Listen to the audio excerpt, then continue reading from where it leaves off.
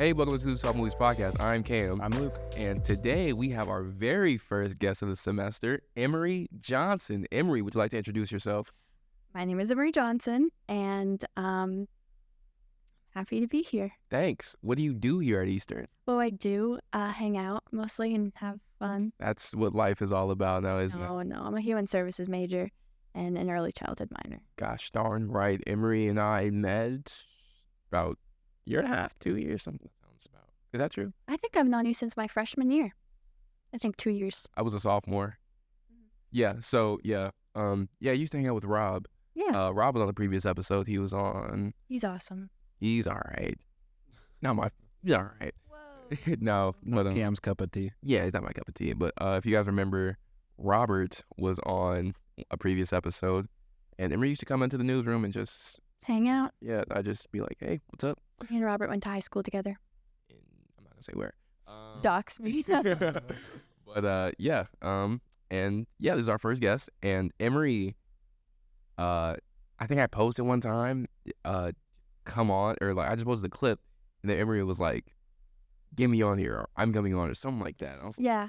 Oh, I had joked to your friend Justin because I didn't know you were the new co-host, and so I was like, I'm gonna message Cam and be like, let me be the new white guy on. White guy. now look at you, Yeah. Yeah, you sweet. did it. the new white. You're the guest this week. Yeah. Oh. I'm messing with you, but yeah, and we decided on Little Women. Why was that? I had just rewatched it with my sisters. It's like our favorite movie to watch all together because it's about sisters.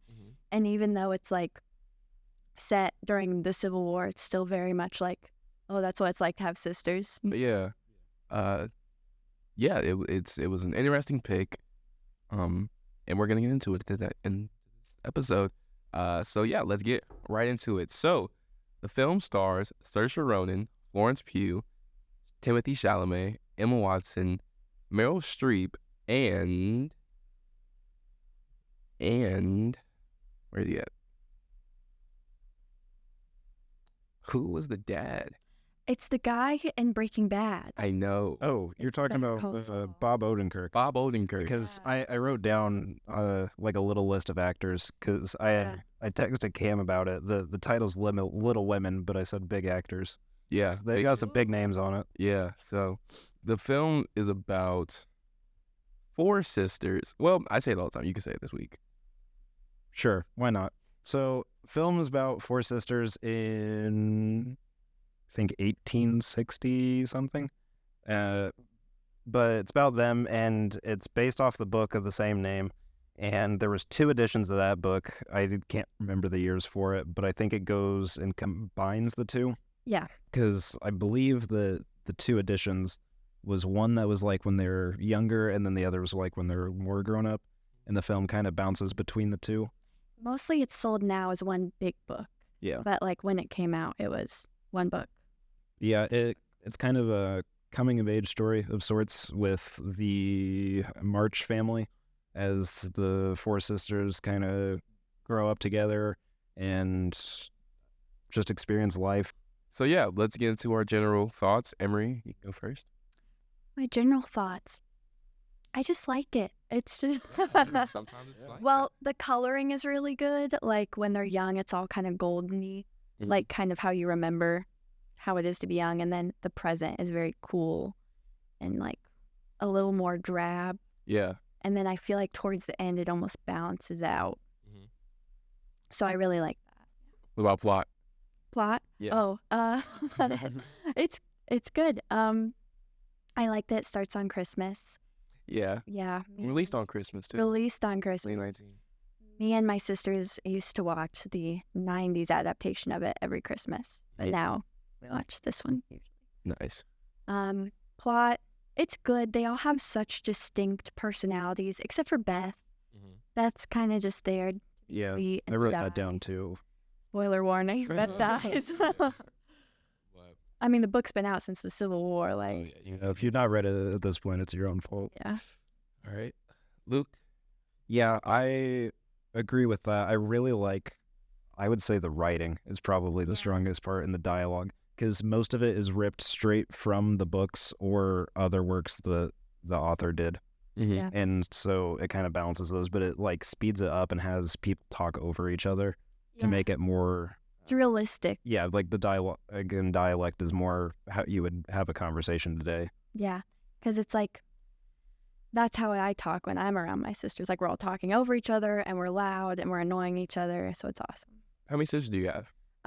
Just the two, but I always kind of throw my cousin in there, because just we grew up kind of in that way, and then my oldest sister now has 2 girls, and so when we're all together, it's very Yeah. sister-esque, you Okay. know.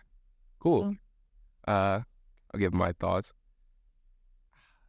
Fortunately, It's okay if you didn't like it. I wasn't the biggest fan. That's okay. Wasn't the biggest fan. Tell us why, Cam. Tell us why. I don't think I couldn't relate to it. Yeah, that's Good story told. Give Yeah. it that. Heard it's been redone a couple of times. That doesn't make or break anything for me. That's Mhm. just the fact that I threw out. But yeah, I don't think I could relate to it. One, not a woman. Yeah. 2, I don't have any siblings, yeah. so it's kind of hard. Interesting. Yeah. Some so- Cam lore dropped it. Yeah, I don't know if a lot of people know that I don't have any siblings, but I just couldn't relate to it. And then Yeah. sometimes, I don't know, the storyline just was kind of messy to me. Like there was just, I just feel like there was a lot going on. And then like Timothy Chalamet, he was all Life's over the place. messy. Yeah, and I guess that's the coming of age part of it. And just, I don't know, I just, That's fair. Timothy Chalamet does kind of annoy me in this movie, but I love it because him and like Christian Bale, who is in the 90s version, they Oh. play Laurie so the same. okay. And so it's like kind of cool. I wonder if Timothy Chalamet is Greta Gerwig's just like F-boy, because she used him in Oh, like, yeah. I don't know. Oh, yeah. And who she used Ken, Ryan Gosling for Ken. Yeah. Lady Bird is Joe in this movie as well. So it's like Yes. they're just her 2 little But yeah. guys. So, Luke, I think Emery, we asked you about your thoughts on plot. Luke, you have a bunch. You have a. Okay. You have a bunch? As a Yeah. he brings. So on my phone, for whether it's movies, for this, the den, nerdism, whatever, I'm taking notes, and this is the longest amount of notes I have ever written for any movie that I have ever talked about. Man, Rip. something. Go for it. Do you write notes as you're rewatching or after? Okay, so it depends. If I'm at home and I'm watching a TV show or movie, I'll do it throughout. But if I'm at the theater, my phone is put away and it's after the movie. course. Like the You're moment I get in the moment I get in my car, it is just a no fest and annoys whoever else is in the car with me. Typing with 'Cause- the ringer on. Just Yeah, we do not leave that parking lot until these notes are down. But anyway, yeah, long amount of notes, and I'll piggyback off what you were saying about it being confusing, because that was one of the points that I also wasn't a huge fan of, was the jumping back and forth between really. younger and older. And most of the time, that stuff doesn't bother me, but I think it did for this one, because it was really confusing to tell where things were going. Right. And with Timothy Chalamet's portrayal as Laurie throughout it, the weird love triangle between him, Joe, and I have their names written down. Amy. Amy, yes. Yeah, I don't like that either because, like, I do think that if my sister were to marry this guy I used to talk to, I'd probably be like, whoa, Right. Yeah. my old situationship, you know? Yeah, that part's It's crazy. weird, but for some reason, storytelling, that love triangle was not the part that I had issue with. It was mainly the cutting between, because it was really hard to tell, like, when Laurie was talking to who. Yeah. But if you restructured the film and had, like, all the present lead into all of the past, then you would have clearly see, like, who he's talking to, and then, like, the emotional moments between him and Joe where he confesses and stuff, like, Yeah. I love you, I don't want to leave, whatever. That stuff would have made more sense to be like, oh, well, why is he talking to Amy now? And then 20 minutes later, he's buddy-buddy with Joe, kind of thing. It's difficult to see who likes who a little bit. Yeah, and that's part of the storyline I didn't really like, because I had to read up on it, or I try to read on movies when I'm done with this, so I know what I'm talking about once I get in front of this microphone. Yeah. And I saw that the coloring was different based on time period, and that's not like an abnormal thing. We're big Oppenheimer fans, so we know. Oh, yeah. It I don't know. I couldn't follow it, and I wasn't, and because I think at that point I was already kind of lost. Like they lost me. They didn't lose me early on, but once I couldn't follow how long it's been. Like, I know they started with 7 years earlier at the very beginning. That part does get confusing because, like, I feel like they don't age up or age down Yeah. the actress as much, like in looks anyways. That would have helped a lot because, I mean, you get 4 sisters, and they're meant to look like they're sisters, of course. Yeah. But, and then, I mean, I know I can obviously tell who's who. You got big name actresses in it. But, like I said, it was kind of just hard to tell who was doing what at what time, at what point in time that I'm watching it. I'm looking at, like, wasn't he talking to her at this time? Weren't they getting into it and this book thing? I don't know. That part I just couldn't really follow as much. I have a question to pitch. Yes. Getting off of that, do you think it was hard to tell because of the costume design? That's an interesting point. I'm not big into, like, I know there are people who really get into, like, period pieces and the costume design and what it means and why it's so important. But, like, I just see big dresses and I go, seems right. Yeah. About right. Because it won an Academy and BAFTA award in 2020 for the design of everything. But all the designs in the time period were so close to each other that bouncing between past and present It or doesn't, future, yeah. you have no idea how much time passes Yeah. between things. It's like, is it 2 weeks? Is it 5 years? How long? That's fair. It also, speaking of that, it also won an Oscar for that. Yes, they did. Best costume design, which I think, I think, like, The hair is good too. for sure. I think doing anything like that, especially vehicles, Vehicles are hard to do. right? And I think we did an episode last year, or I think I was just talking to someone, I forget. But I don't know, just being able to, like, fill a street with these super old dinks of cars and to have it, I don't know, you have to have a bunch to make it, for props and stuff like that. But to go and find those and place them everywhere, that's really cool. And I wonder if they had a designer by hand, or if they went and just had like a I don't know, just had like a closet. Well, some of the studios, I know Warner Brothers, I think, was the bigger one that Like this does it. big shed of all the Yeah, they have a stuff huge lot that's just Yeah. filled with old cars. to use Okay. for. So then, like, if somebody comes in and is like, this movie is in 1930, they'll go look and be like, oh, this car's like 1932, close enough. Mhm. Throw it in there. I think, like, in terms of going back and forth, Florence Pugh is probably the best at aging up and down her character just by the way she talks. You don't think so? I'm going to disagree with that. That's okay. I think Joe. Really? I think Joe was the one that did it. 'Cause- Joe's personality is just so, like, I love her personality. She's a very strong character. But it's so the same the whole time. She grows and she, like, becomes more mature and wields it better, but it's very, like, the way she talks, I feel like, is so the same. I can agree with that, but I thought it was more the physical aspect that you saw the difference. Because in the, like, lighter color shading for the older stuff when she was younger, her face is kind of more smooth, it's clean, but then when it shifts to the gray, you can kind of see the lines that come in, and then, like, the gray around the sides of her hair a little bit. Okay. That's something I didn't notice. I don't know. I already said my on it. Let's see. Now, what do you think of this? This is Greta Gerwig's second directorial or second movie she directed after Lady Bird. Now, you don't have to, like, have you seen Lady Bird? I have not yet. Did she direct Frances Ha, or was she just in it? Let's check. Frances Ha. I've heard of that. It's okay. It's I don't. It's good. Oh, she did the screenplay for it, but she wasn't a director. Okay. So I think having this be your second movie after Lady Bird. Lady Bird wasn't like anything crazy like on the No. screen, but to jump from that To this to this and for super long, you know, period piece. right and Yeah. and be Grammy nominated or not Grammy nominated, Oscar winner. Yeah, I don't know. I just think that's like a pretty cool jump, and like to she's awesome. right, and then like I don't know, to take a risk like that after you're only, I know you've obviously been in the field this long, but I don't know, to take a jump like that, and I don't know, it's pretty cool to me. What do you think?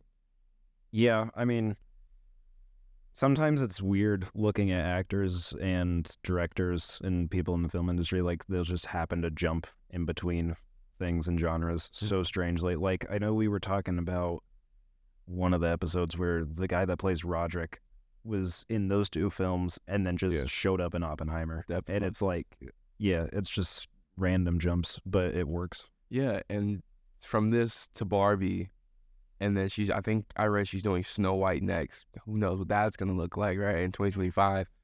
I don't know. Having such big ideas for that, and then being able to like all have them relate to kind of the same, they be focused on the same idea, like focusing on women at this point in time. I think if that's an Yeah. accurate way to say Yeah. it. I'd say so. Yeah, and I think that's kind of hard to do, especially like with different areas she's attacking. Like I'm pretty sure I don't know how Snow White's gonna be because that's like that has history and depth to it, and not like this doesn't, but this one was already kind of based on women from a woman's point of view. Yeah. I wonder how it's gonna be for Snow White, and for Barbie, you think I loved Barbie. I thought it was really good.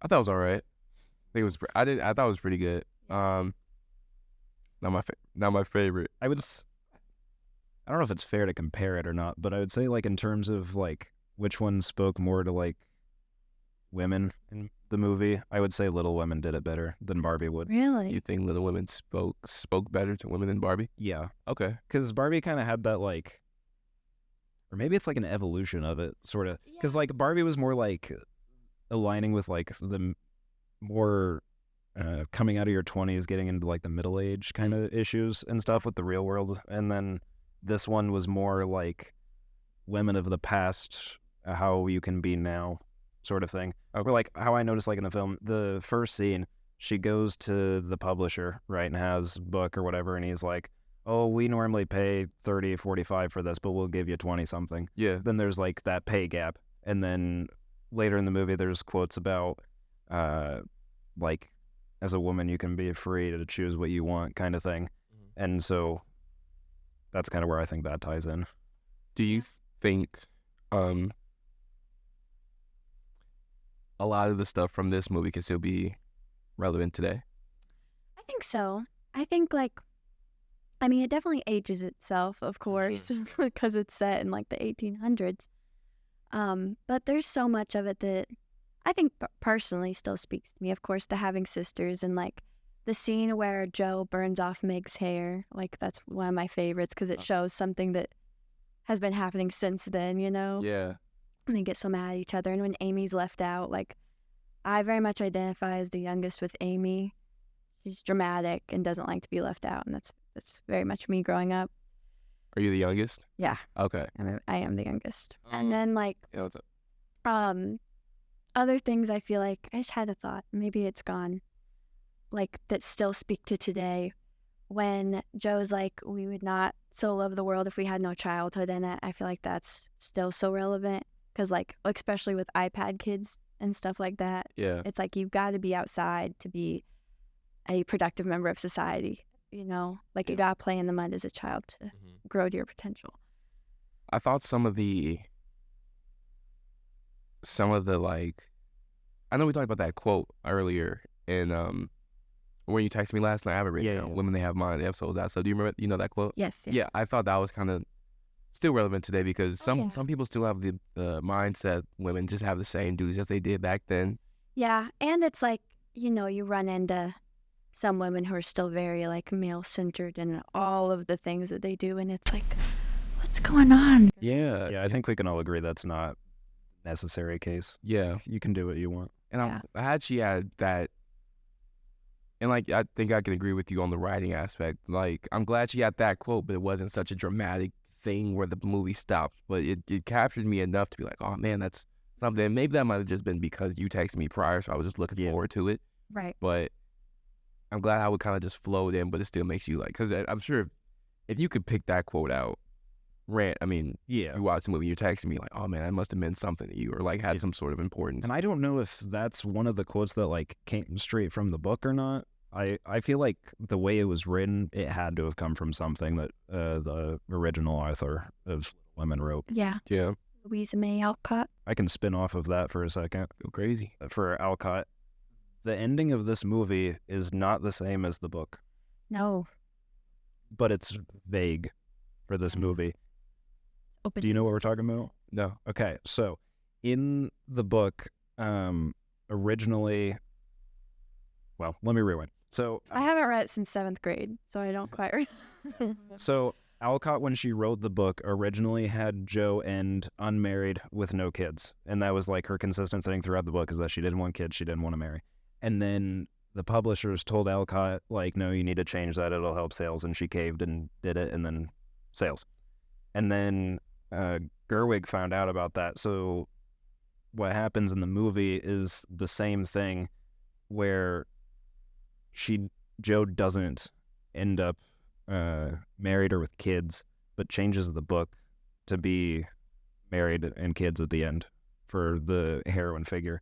But it's really strange because there's a scene that's intercut with that moment where she's at the publisher's desk and he's telling her change it, where her and the professor are like out in the rain kissing in front of the train station. Yeah. So it was really confusing if like that actually happened or that's an edit going into the book of what was changed instead of what actually happened. I take it as that's what actually happened. That's how I took it. That's how I took it the first watch. I guess it is kind of, you can almost choose. It's like how Clue has different endings. Yeah. But I kind of like the portrayal of Joe as Alcott, you know? And yeah, in my mind, she marries the professor. Yeah, I feel like if I didn't know ahead of time that Gerwig changed it to be that way, I wouldn't have been as confused. Okay. So for general audiences, you probably would assume what you guys think too. Yeah. You just called us dumb. That's not what I said. You just called us a We base. have it on film. Yeah, you just called us idiots. My career's over. I'm not co-hosting. I rip off my headphones and walk out. But that's a good take, though. What do you guys think of acting performances? We have such a great stacked cast. We have. Oh, what are you looking like that? Yeah. Or what? So I don't nitpick acting much. I go, Okay. give it your best try. Did your best all that. I love Florence Pugh, and I know that some people don't find her acting a little lackluster, but I always like it. And I was big into Harry Potter. I love Emma Watson.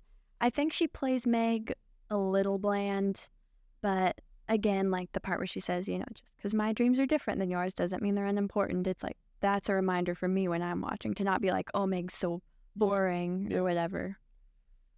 So for me, what I said earlier about like Little Women, big actors, that still holds true. I will not disagree with that because there are big names. They all do well. Except for Beth's actor. Yeah. And I don't think it was bad acting. It was just not present acting. Like her character was sidelined for so much of the first half of the film. And then randomly they're like, oh, she's sick. And then she dies. And then like it's just brought up in dialogue afterward. Because each of those actors, like either I recognized the name or they had a scene where I was like, yeah, that's acting. And there was some range of emotion. But her, it was just like She's playing pianos in the neighbor's house. Yeah, well, Beth's kind of like a Jesus figure. Like she's just there to, she's like a lamb, you know. Can you elaborate on that? I'm actually intrigued by that. Hold on. Maybe I'm like going off the rails. No. Well, it's just like she's there for everybody to look up to and be like, that's so sweet, that's so perfect. And like, well, again, as the youngest, I kind of relate to Beth because it's like when she says, I don't want to leave home, but I don't like to get left behind, you know. But for the most part, she's just there to die. In my eyes, she's there to be sweet and die. However, I will give it credit for the parallels of her death scene, where it goes in between the past and present/future, where they have Joe walking down the stairs and into the kitchen the first time, and she's recovered, she's in the table, and then the scene right after that is the exact same recreation, but where she walks down and Beth is not at the table. Yeah. She actually did pass. Yeah. That part was good. I give it credit for that. Yeah. But I don't think her acting was bad. It was just lackluster. It was sidelined, I feel like, and was overshadowed by all the other stellar actors that are in this film. I'd say that for most of the characters, to be honest. I mean, Saoirse Ronan, Joe, she was obviously the most memorable. Timothy Chalamet, because he's like the only guy here. Not even like because he's the only guy. He's the only guy. They boss Laurie around quite a lot. Yeah, so it's kind of him, and that's pretty much it for the most part. I Yeah. couldn't find I think because even though they have their own identities and their own issues, I just couldn't find myself connecting with them a lot. And like you said, Beth, her character was kind of like, Yeah, she was a little sidelined. yeah, she didn't have like the status. I was trying to say stature and status at the same time. She didn't have the status as the other people she stepped up Yeah. against, and it's not her problem. No. I mean, like she. I wonder if it was like that in the book, like if she was written that way, so then like Yeah. the source material has no choice but to adapt that. Yeah. I think Greta Gerwig said, I saw a clip of her saying this, like, oh, Beth's always portrayed as just so, like, docile. I don't know if she used that word, but I wanted to give her more personality. And then I watched the film and I'm like, I don't think she gave her much. those kind of, Yeah, I just remember as the girl that died. Ed Yeah. played piano. Yeah, That was it. right? Yes. And they all play piano, so it's not even like that's her Yeah. her thing. I only memorized that because the ending was like Beth would have wanted you. Both, or like when the professor, he's at the end. Yeah. Like, I want to be disrespectful, and like Beth would have let you play it. That's the only reason why she stands out as a pianist. Yeah, whenever like they were like Beth would let you play it, I was like Beth would probably not say anything. Yeah. It's just she's been sidelined this entire time. Yeah. Well, I think Saoirse Ronan was a good pick. I like seeing her in Lady Bird. They must have worked really well for her to come back into a movie 2 years later. Yeah. Was she in Barbie? I don't Don't believe think so. She was not in Barbie. I don't think No. so. I love Saoirse Ronan. I do as well. She was in The Lovely Bones. Have you seen that? Not. It's like when she was first kind of American acting and you could still hear her little accent through a lot of it, which is Okay. very sweet to me. I learned about her from Hannah. It came out in 2011. It's one of my favorite action films. Might be one of my favorite movies, top 20 for sure. I'll have to watch that. It's they made a show about it on Amazon. I don't know how recent, but I know it's a thing. The movie came out in 2011, but again, you can still hear her accent. But yeah, she was like really young there too. So she was 30 now? So she was 25 when she did this. I loved Lady Bird in high school. Oh, for sure. I watched it in Amazing. college last year. Yeah. It came out my freshman year of high school, and I was like, oh my God, the protagonist is so cool. I want to be like her. And then I watch it my senior year, and I'm like, oh, whoa. Yeah, Lady Bird's great. Let's see. I really enjoyed the score. It's by my Score is good. it's done by my favorite composer, Alexander Desplat. He's done a bunch of movies, scored a bunch of movies. I'll just say my favorite because he did a catalog. Shape of Water. That's just my favorite. Shape of Water's fire. You've seen it? Not all of it, but I like the score. For sure. I was. And I like what I've seen. See, I didn't really notice the score much through this movie. Like it didn't stand out to me Okay. much. Maybe your ears kind of suck. I don't I don't know. know. I showered before watching it, so I know it cleaned my ears out. But I don't I'll know. just tear them off. Yeah, if you can, yeah, score is kind of like. Yeah, I guess. but yeah, he's a great composer. I've seen him. I knew it was something special, but I'm like halfway through the movie, and it was really, I don't want to say fitting. Obviously, it was cinematic, but there was something distinct about it that I don't know. It took me away from the movie for a second because of how like capturing it was. I don't know, but Emery, what would you say your rating for Little Women is? I'm going to say probably a 3.5 or a 4 because I do really like it. It's a good movie. The dialogue's good. It looks good.